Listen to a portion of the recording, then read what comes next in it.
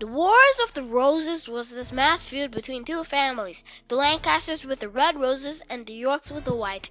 This war or wars could have been caused by a certain queen. She was quite irrational actually, or was it just regal confusion? Wait, I remember. Let me tell you how it went. So King Edward III had died, so had his eldest son, the Black Prince. So naturally the throne would go to the oldest grandson or son. Instead, the throne got handed to Richard II, who happened to be 10 years old at the time rather than his 3 older brothers. So about 20 years later, one of his older brothers, Henry IV, had forced King Richard II out of the throne. 2 generations later, and Lancaster still has the throne. But now a baby is in charge. As you can tell, child monarchy would be very common in these days.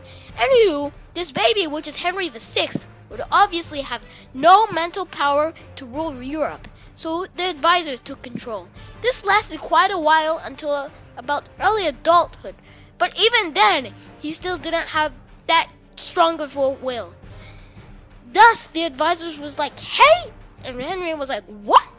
And they were like, want to marry this French princess? She is really pretty. And Henry was like, what? Who is she? And the advisors were like, Margaret of Anjou.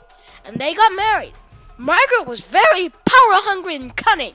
And she kind of started the Lancaster versus Yorks thing. So Henry VI was sort of friends with Richard of York, who had an important role in the advisory governing part of the monarchy. But Henry's wife was like, nah, I don't trust this Rick of York. And she alienated him from Henry, and she kind of replaced him with this Somerset guy and the Earls of Suffolk. Though Richard was still in the same position he was in before, he got a little mad but not homicidal angry.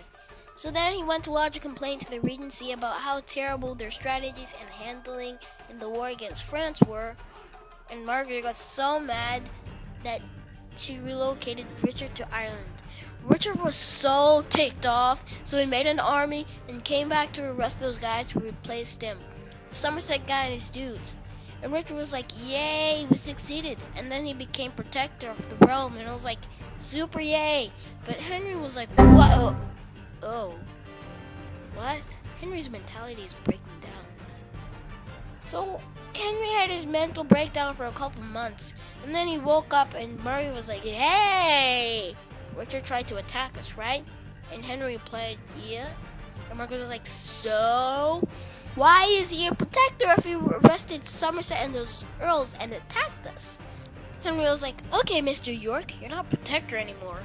And this infuriated Richard so much that he and his, I quote-unquote, best friend Warwick get an army and came back so mad that they didn't succeed. But yet again, he managed to become protector and also got the right to the throne once King Henry VI had died, as well as his 2 boys were also heir. But the Queen Margaret was like, what the heck? Why of all people this guy gets the right to the throne?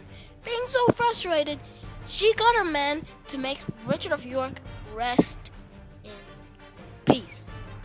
Then, the oldest son of York, Edward IV, literally just messed up the Lancasters as well as becoming king.